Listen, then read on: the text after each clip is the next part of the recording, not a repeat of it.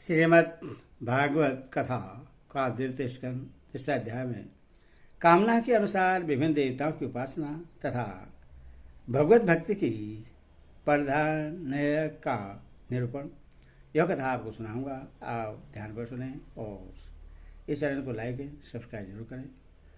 कथा सुनिए। श्री सुखदेव जी ने कहा, परीक्षित, तुमने मुझसे जो पूछा था कि मरते समय बुद्धिमान मनुष्य को क्या करना चाहिए, उसका उत्तर मैंने तुम्हें दे दिया।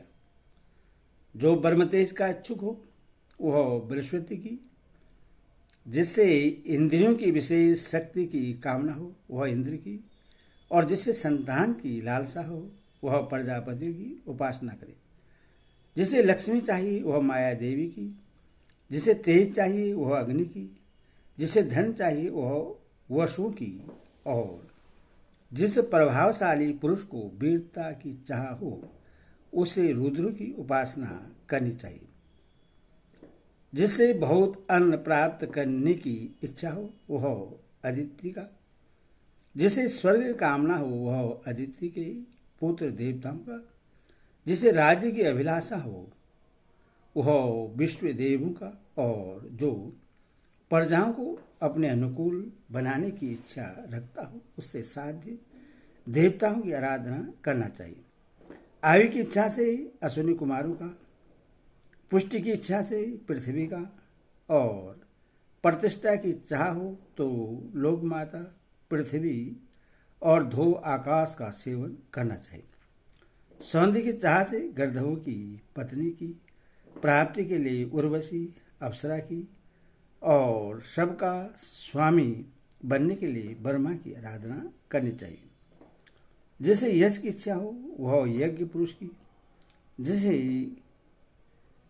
खजाने की लालसा हो वह वरुण की, विद्या प्राप्त करने की आकांक्षा हो तो भगवान शंकर की, और पति पत्नी में परस्पर प्रेम बनाए रखने के लिए पार्वती जी की उपासना करनी चाहिए। धर्म उपार्जन करने के लिए विष्णु भगवान की, वंश परंपरा की रक्षा के लिए पितरों की, बाधाओं से बचने के लिए यक्षों की, और बलवान होने के लिए मरुदगणों की आराधना करनी चाहिए। राज्य के लिए मनवंतरों के अधिपति देवों को, अभिचार के लिए नृत्यों को, भोगों के लिए चंद्रमा को, और निष्कामता प्राप्त करने के लिए परम पुरुष नारायण को भजना चाहिए। और जो बुद्धिमान पुरुष है वह चाहे निष्काम हो, समस्त कामनाओं से युक्त हो अथवा मोक्ष चाहता हो, उससे तो तीव्र भक्ति योग के द्वारा केवल पुरुषोत्तम भगवान की आराधना करनी चाहिए। जितने भी उपासक हैं उनका सबसे बड़ा हित इसी में है कि वे भगवान के प्रेमी भक्तों का संग करके भगवान में अविचल प्रेम प्राप्त कर ले। ऐसे पुरुषों के सत्संग में जो भगवान की लीला कथाएं होती हैं उनसे उस दुर्लभ ज्ञान की प्राप्ति होती है जिससे संसार सागर की त्रिगुणमयी तरंगमालाओं के थपेड़े शांत हो जाते हैं, हृदय शुद्ध हो जाता है, शुद्ध होकर आनंद का अनुभव होने लगता है।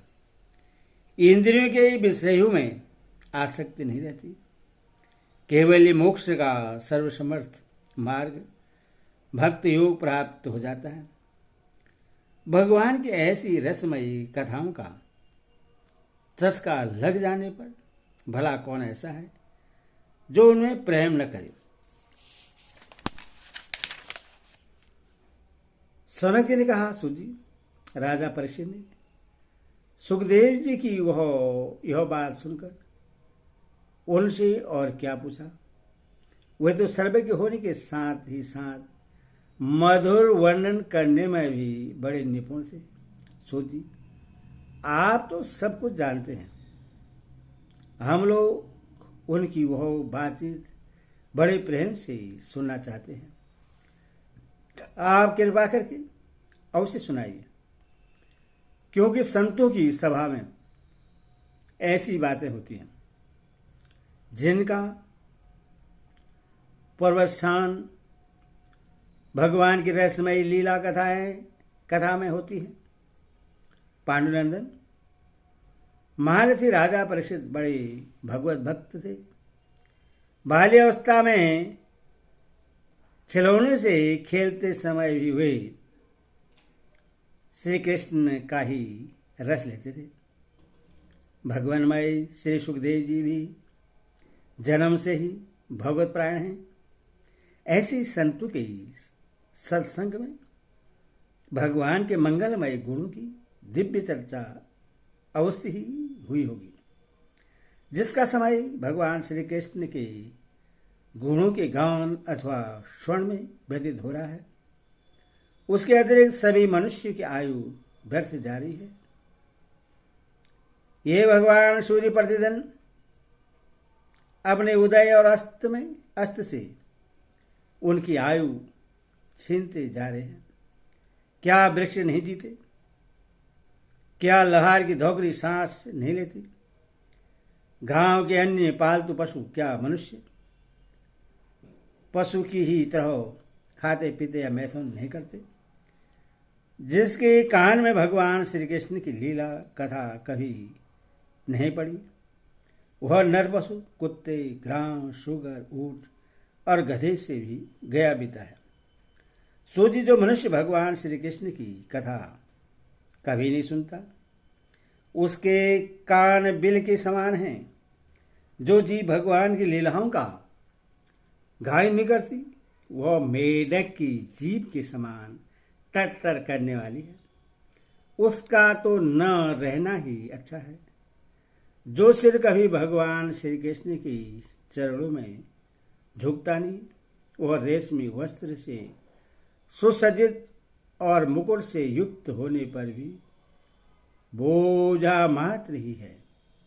जो हाथ भगवान की सेवा पूजा नहीं करते, वे सोने के कंगन से भूषित होने पर भी मुर्दे के हाथ हैं। जो आंखें भगवान की याद दिलाने वाली मूर्ति, तीर्थ, नदी आदि का दर्शन नहीं करती, वे मोरों की पांख में बनी हुई आंखों से चिन्ह के समान निरर्थक हैं।